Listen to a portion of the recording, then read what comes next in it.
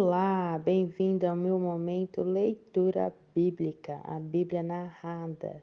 Hoje, 10 de janeiro de 2024, vamos ler o livro de Tiago, capítulo 1, 2, 3, 4 e 5. Bora lá? Tiago 1. Eu, Tiago, servo de Deus e do Senhor Jesus Cristo, envio saudações a todo o povo de Deus espalhado pelo mundo inteiro. Meus irmãos, sintam-se felizes quando passarem por todo tipo de aflições, pois vocês sabem que, quando a sua fé vence essas provações, ela produz perseverança. Que essa perseverança seja perfeita, a fim de que vocês sejam maduros e corretos, não falhando em nada. Mas se alguém tem falta de sabedoria, peça a Deus e Ele a dará, porque é generoso e dá com bondade a todos. Porém, peçam com fé e não duvide de modo nenhum, pois quem duvida é como as ondas do mar, que o vento leva de um lado para o outro. Quem é assim, não pense que vai receber alguma coisa do Senhor, pois não tem firmeza e nunca sabe o que deve fazer. O irmão que é pobre deve ficar contente quando Deus faz com que melhore de vida. E quem é rico deve sentir o mesmo quando Deus faz com que piore de vida, pois quem é rico desaparecerá como a flor da erva do campo. Quando o sol brilha forte e o seu calor queima a planta, aí a flor cai e a sua beleza é destruída. Do mesmo modo, quem é rico será destruído no meio dos seus negócios. Feliz é aquele que nas aflições continua fiel, porque depois de sair aprovado dessas aflições, receberá como prêmio a vida que Deus promete aos que o amam. Quando alguém for tentado, não diga: esta tentação vem de Deus, pois Deus não pode ser tentado pelo mal, e ele mesmo não tenta ninguém. Mas as pessoas são tentadas quando são atraídas e enganadas pelos seus próprios maus desejos. Então, esses desejos fazem com que o pecado nasça, e o pecado, quando já está maduro, produz a morte. Não se engane, meus queridos irmãos. Tudo de bom que recebemos e tudo o que é perfeito vem do céu, vem de Deus, o Criador das luzes do céu. Ele não muda nem varia de posição, o que causaria a escuridão. Pela sua própria vontade, ele fez com que nós nascêssemos por meio da palavra da verdade, a fim de ocuparmos o primeiro lugar entre todas as criaturas. Lembre disto, meus queridos irmãos.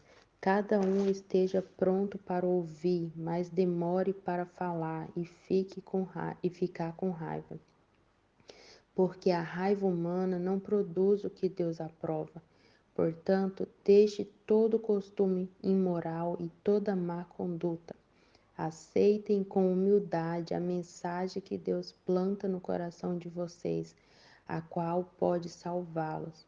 Não se enganem, não sejam apenas ouvintes dessas mensagens, mas a ponham em prática, porque aquele que ouve a mensagem não a põe em prática é como uma pessoa que olha no espelho e vê como é, dá uma boa olhada, depois vai embora e logo esquece a sua aparência. O Evangelho é a lei perfeita que dá liberdade às pessoas. Se alguém examinar bem esta lei e não a esquecer, mas a põe em prática, Deus vai abençoar tudo que essa pessoa fazer. Alguém está pensando que é religioso?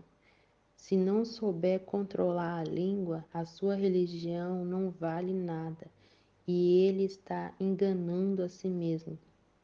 Para Deus, o Pai, a religião pura e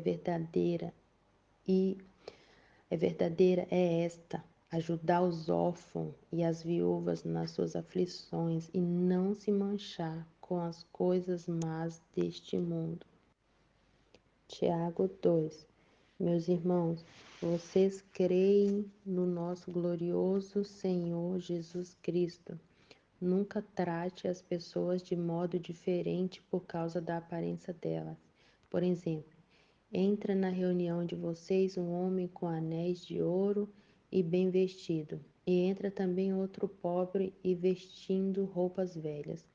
Digamos que vocês tratem melhor o que está bem vestido e dizem: Este é o melhor lugar, sente-se aqui. Mas dizem ao pobre: Fique de pé, ou sente-se aí no chão, perto dos meus pés. Neste caso, vocês estão fazendo diferença entre vocês mesmos e estão se baseando em maus motivos para julgar o valor dos outros. Escutem, meus queridos irmãos. Deus escolheu os pobres deste mundo para serem ricos na fé e para possuírem o reino que ele prometeu aos que o amam. No entanto, vocês desprezam os pobres. Por acaso não são os ricos que exploram vocês e os arrastam para serem julgados nos tribunais? São eles que falam mal do bom nome que Deus deu a vocês.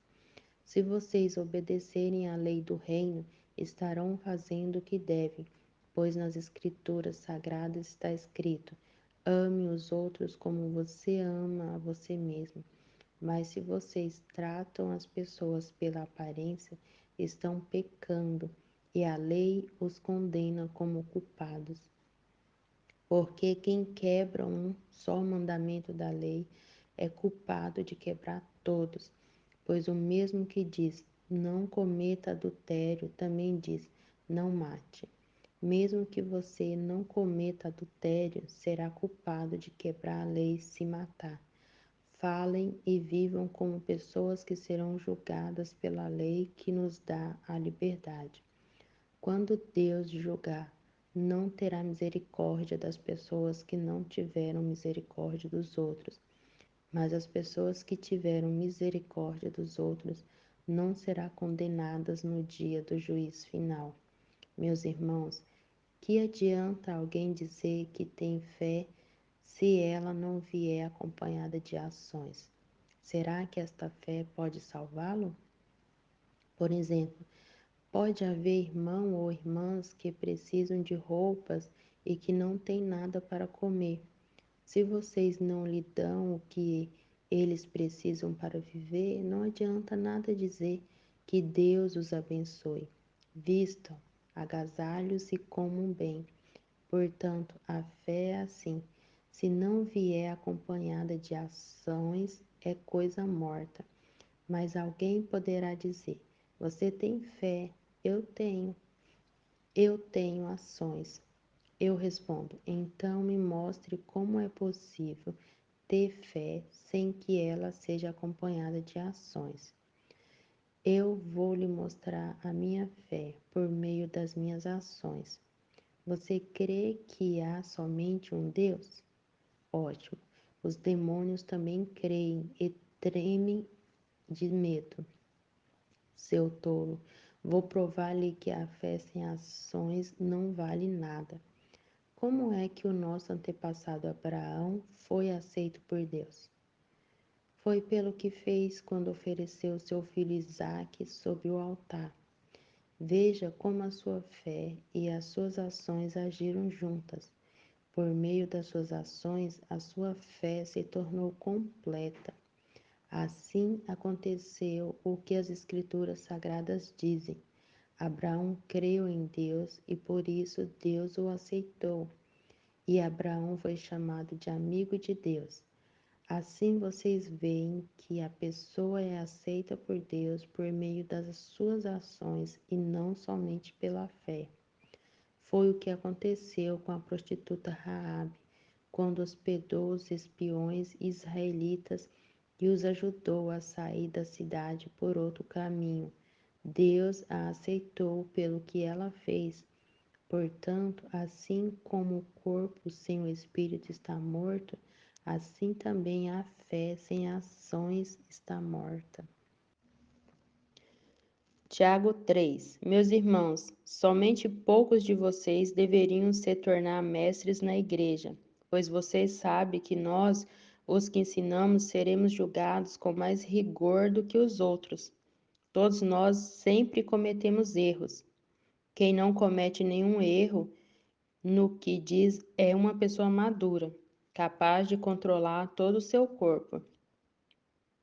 Até na boca dos cavalos colocamos um freio para que nos obedeçam, e assim fazemos com que vão onde queremos. Pense no navio, grande como é, empurrado por ventos fortes.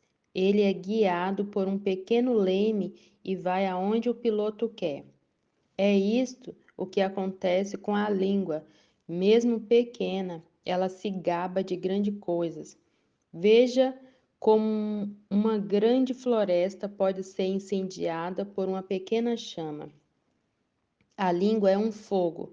Ela é um mundo de maldade. Ocupa o seu lugar no corpo e espalha o mal em todo o nosso ser. Como o fogo que vem do próprio inferno, ela põe toda a nossa vida em chamas. O ser humano é capaz de dominar todas as criaturas domínio tem dominado os animais selvagens, dos pássaros, os animais que se arrastam pelo chão e os peixes. Mas ninguém ainda foi capaz de dominar a língua. Ela é má, cheia de veneno mortal e ninguém a pode controlar. Usamos a língua tanto para agradecer ao Senhor e Pai, como para amaldiçoar as pessoas que foram criadas parecidas com Deus. Da mesma boca saem palavras tanto de agradecimento como de maldição. Meus irmãos, isso não deve ser assim. Por acaso, podem a mesma fonte jorrar água doce e água amarga? Meus irmãos, por acaso, pode uma figueira dar azeitonas ou um pé de uva dar figos? Assim também uma fonte de água salgada não pode dar água doce. Existe entre vocês alguém que seja sábio e inteligente? Pois então, que prove isso pelo seu bom comportamento e pelas suas ações, praticadas com humildade e sabedoria. Mas se no coração de vocês existe inveja, amargura e egoísmo, então não mintam contra a verdade, gabando-se de serem sábios. Essa espécie de sabedoria não vem do céu, ela é deste mundo e da nossa natureza humana e é diabólica. Pois onde há inveja e egoísmo, há também confusão e todo tipo de coisas más. A sabedoria que vem do céu é antes de tudo pura e é também pacífica, bondosa e amigável. Ela é cheia de misericórdia, produz uma colheita de boas ações, não trata outros pela sua aparência, é livre de fingimento, pois a bondade é a colheita produzida pelas sementes que foram plantadas pelos que trabalham em favor da paz. Tiago 4. De onde vêm as lutas e as brigas entre vocês? Elas vêm dos maus desejos que estão sempre lutando dentro de vocês. Vocês querem muitas coisas, mas como não podem tê-las, estão prontos até para matar a fim de consegui-las. Vocês as desejam ardentemente, mas como não conseguem possuí-las, brigam e lutam. Não conseguem o que querem porque não pedem a Deus. E quando pedem, não recebem porque os seus motivos são maus. Vocês pedem coisas a fim de usá-las para os seus próprios prazeres. Gente infiel, será que vocês não sabem que ser amigo do mundo é ser inimigo de Deus? Quem quiser ser amigo do mundo se torna inimigo de Deus. Não pense que não quer dizer nada esta passagem das Escrituras Sagradas. O Espírito que Deus pôs em nós está cheio de desejos violentos. Porém, a bondade que Deus mostra é ainda mais forte, pois as Escrituras Sagradas dizem: Deus é contra os orgulhosos, mas é bondoso com os humildes. Portanto, obedeçam a Deus e enfrentem o diabo, que ele fugirá de vocês. Cheguem perto de Deus e ele chegará perto de vocês. Lavem as mãos, pecadores, limpe o coração, hipócritas. Fiquem tristes, gritem e chorem. Mudem as suas risadas em choro e a sua alegria em tristeza. Humilhe-se diante do Senhor e ele os colocará numa posição de honra. Meus irmãos, não falem mal uns dos outros. Quem fala mal do seu irmão em Cristo ou o julga está falando mal da lei e julgando-a. Pois, se você julga a lei, então já não é uma pessoa que obedece à lei, mas é alguém que a julga. Deus é o único que faz as leis e o único juiz. Só Ele pode salvar ou destruir. Quem você pensa que é para julgar os outros? Agora, escutem, vocês que dizem: hoje ou amanhã iremos a tal cidade e ali ficaremos um ano fazendo negócios e ganhando muito dinheiro. Vocês não sabem como será a sua vida amanhã, pois vocês são como uma neblina passageira que aparece por algum tempo e logo depois desaparece. O que vocês deveriam dizer é isto: se Deus quiser, estaremos vivos e faremos isto ou aquilo. Porém, vocês são orgulhosos e vivem se gabando. Todo esse orgulho é mau. Portanto, comete pecado a pessoa que sabe fazer o bem e não faz. Tiago 5. Agora, ricos, escutem, chorem e gritem pelas desgraças que vocês vão sofrer. As suas riquezas estão podres e as suas roupas finas estão comidas pelas traças. O seu ouro e a sua prata estão cobertos de ferrugem, e essa ferrugem será testemunha contra vocês, e como fogo comerá o corpo de vocês. Nestes últimos tempos, vocês têm amontoado riquezas e não têm pago o salário das pessoas que trabalham nos seus campos. Escutem as suas reclamações. Os gritos dos que trabalham nas colheitas têm chegado até o ouvido de Deus, o Senhor Todo-Poderoso. Vocês têm tido uma vida de luxo e prazeres aqui na terra. Estão gordos como gado pronto para o matadouro.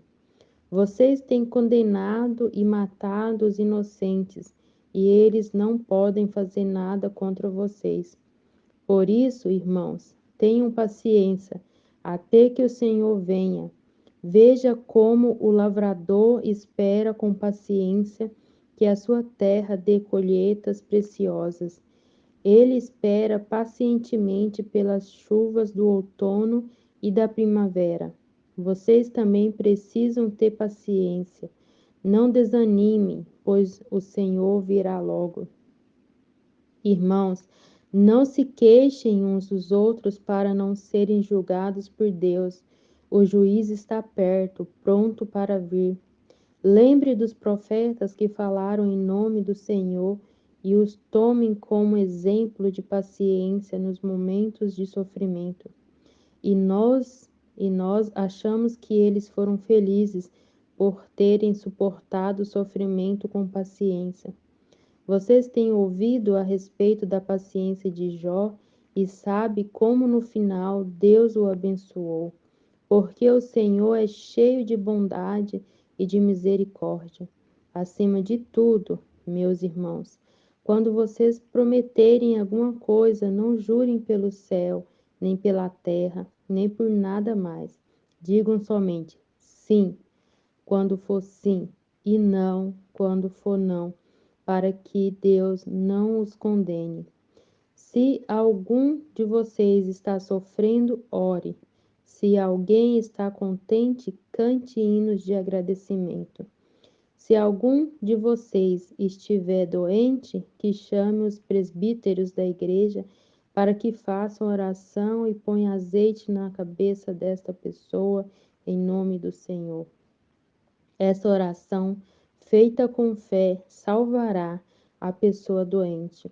O Senhor lhe dará saúde e perdoará os pecados que tiver cometido.